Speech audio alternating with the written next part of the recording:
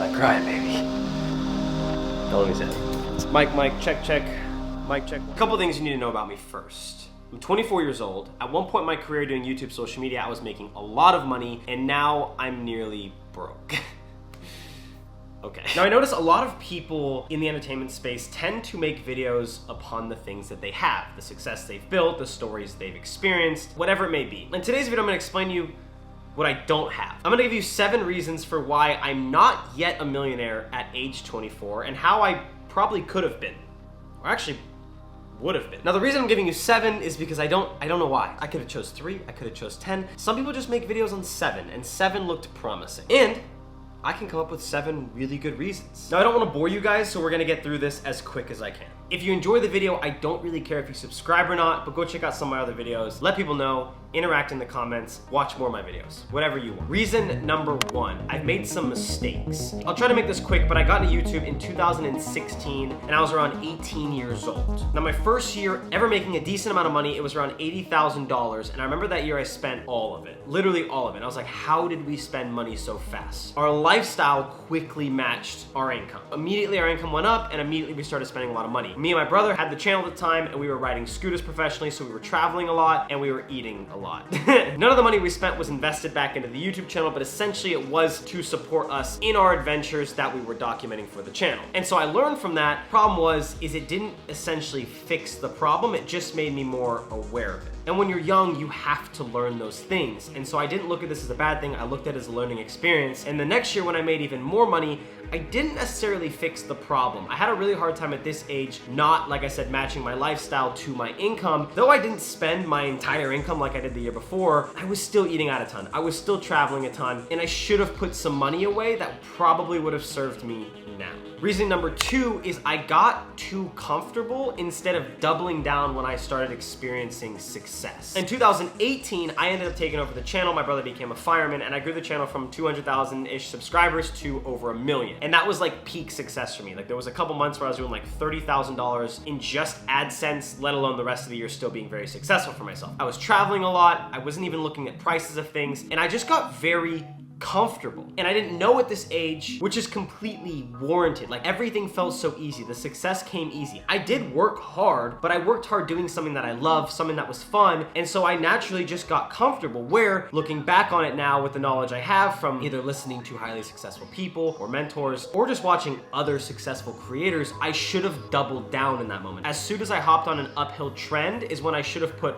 all my focus into that and spent less time traveling, spent less money, really focused. And even though I wasn't doing exactly the type of stuff I wanted to be doing, I would have had a much more sustainable career in the long run. Reason number 3, my purpose for creating content was off. Me and my brother started the channel riding scooters. We rode scooters professionally, and so we made scooter content for a while. This is also the golden era of YouTube, when there was a new trend every week. So then we used trends like trampolines and bottle flips to kind of climb the ladder of growth to get our channel to the 200,000 subscriber mark. And then after that, I sort of transitioned the channel more into like challenge-based videos, original content that I was producing, and videos with my friends and an ex-girlfriend at the time. I got so caught up in the world of YouTube and the views and the money that it was just like always chasing numbers. I wasn't focused on bringing value to the audience. I wasn't focused on the passion I had in the content, which is kind of where it started when I was riding scooters. I'd kind of lost sight of things, and I was really just making content to be the biggest YouTuber I could be, and in turn it made me quite the opposite. I think if there's anything you take away from that, how much passion you have behind what you're doing and how much value you're bringing to the consumer will definitely dictate the longevity of your career, the longevity of the success you're having. I think it's really hard to run a successful YouTube channel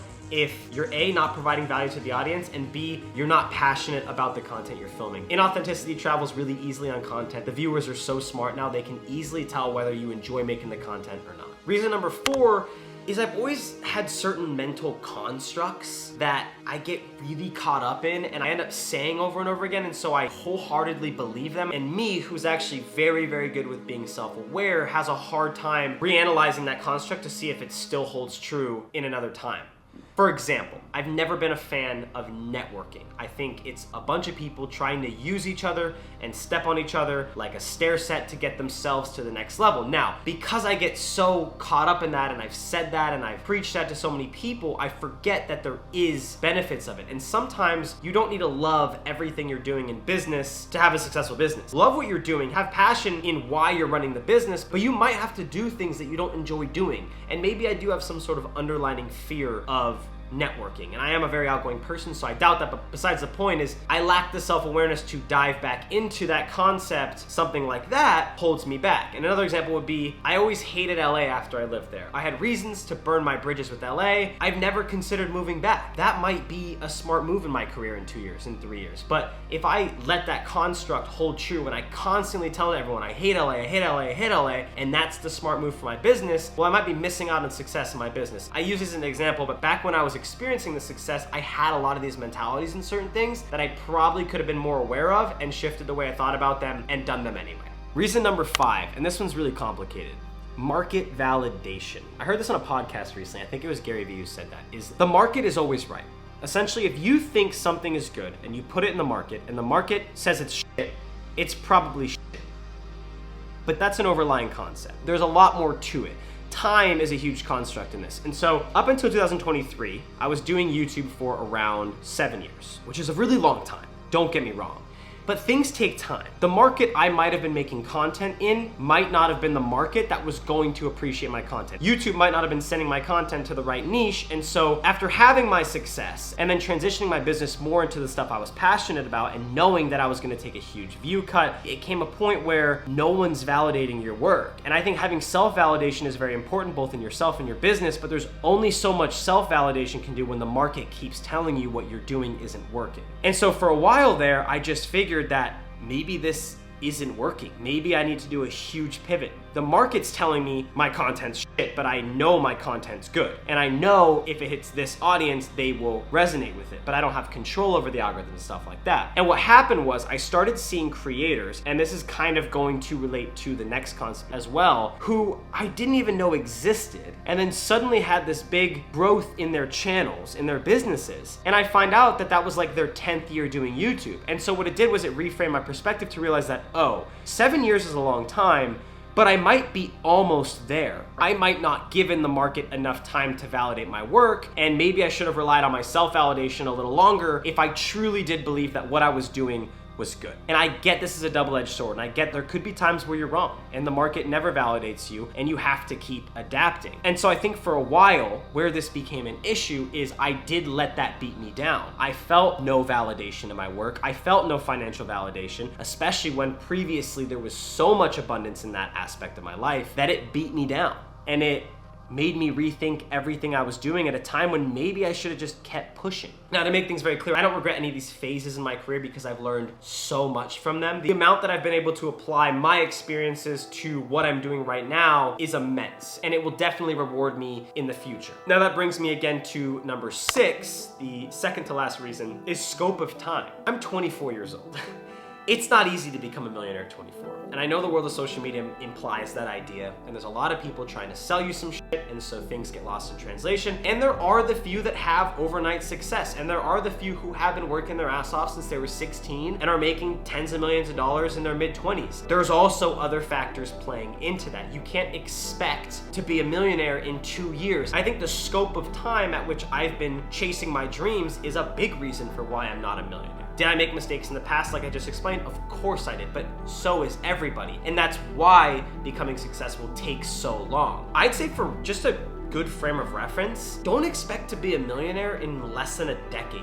It takes time. Most of the biggest companies in the world right now took far longer to be successful and to get to where they are than you thought. And I'm not talking a decade, I'm talking 20, 30, 40 years. And people in the creative space, like Colin and Samir were some of those creators, like I was saying, who created content for 9 years and didn't get any validation, and then just finally ended up in the place where they're supposed to be and finally got validation from the market, finally found the success that they've been working for this long. And if they stop doing that in year 7, it's that classic photo of the guy mining for gold and he turns around when he's 2 feet away from the goal. Kelly Wakas is another creator who I know had been creating creating content for as long as me and just really started seeing success, and massive success at that, because I do think in the world of social media, there's been so many eyes on you over this long scope of time that when you finally see your success, there's a lot of people who now find you again and go, oh my God, I saw that guy 4 years ago. Oh my God, I remember his video from 5. They might have seen you once and then not have related to you as much then, but they might now.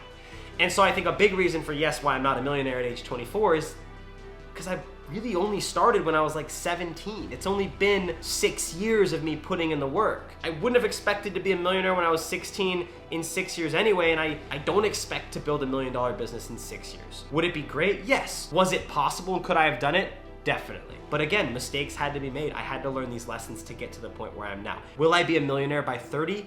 Absolutely. But only because of the lessons I've learned and because of experiencing failure and moving forward from it. Now, the final concept, number 7, is an interesting one.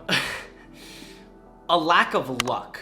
Now hear me out. I actually heard something really cool recently from Alex Hormozy in a podcast that was talking about someone else's philosophy, essentially that you can actually impact the likelihood of how lucky you are. The more you do good things for others, expecting nothing in return, essentially widens the scope that opportunities will present themselves to you. And luck and opportunity kind of coexist, right? Like how lucky you are is how much opportunity is gonna find its way to you. A lot of people don't have a lot of opportunity coming their way. So you can't be entirely lucky. You could put yourself in a position to allow the likelihood of more opportunities to come in your life, essentially making you luckier. And now a lot of hyper successful people will accredit part of their success to luck. Not everything is under your control. In the world of social media, we deal with algorithms all the time, and how those algorithms tailor to us isn't always by the book because we don't actually know what's going on. We have a really good idea of it. And to be honest, I consider myself to be extremely unlucky in the world of social media for a multitude of reasons. Some of which being, I've had times, a lot of times in my career where I've spent so much time. Wow, I just got so anxious, that's so weird. Where I've spent so much time and energy refining a project, and everything on the project is ready to go. It's gonna hit the right audience, it's gonna do well. I read an entire book on analytics, I have all this, and it shits the bed. This happens over and over and over again. Or I have this one thing I don't really talk about much, where like, within the space of social media, I've experienced the weirdest, unexplainable things and behavior from people as if there's someone who fucking hates me in this industry who has a ton of power and is pulling strings and pulling people away from me. Now, I know on camera that sounds ridiculous, and that's why I'm not gonna dive into it, because one of those things I just don't tell people, because I never use that as an excuse. Besides the concept that Alex Hormozy was talking about, you can't choose your luck. And so it's pushing past it and doing the best you can do with what you have and learning from your mistakes and controlling the things that you can. But at the grand scheme of things is, if I might have been luckier earlier on in my career or been presented an opportunity, I might be a millionaire now. And honestly, that goes for anyone, but it is the reality. Is you can't always beat yourself up. You can do the best you can do, and you can learn and analyze how much better you could have done to implement it next time, but you can't expect luck. And the problem is a lot of people who happen to experience less luck than others get stuck in this terrible loop of a mindset where it's victim mentality. It's like nothing ever goes good for me. And they speak this into existence all the time. And when you put out that negative energy, of course you're gonna be unlucky because you're not calling any good energy into your life. You're not manifesting anything good. You're stuck in this non-abundant mindset that the world hates you. And so when you feel like you're experiencing a lack of luck, you don't get to do anything about it. You just get to put your head down and continue to work and be grateful for the things you have and look forward to the future. And you can spend a lot of time meditating, and I genuinely believe if you're some sort of a spiritual people, you can call these things into your life. What you put out is what you're gonna get. How you treat other people, how much value you bring to the world is how much value the world's gonna give to you. We've seen it time and time again in the most hyper successful people and in people who are just very content in their lives. Now,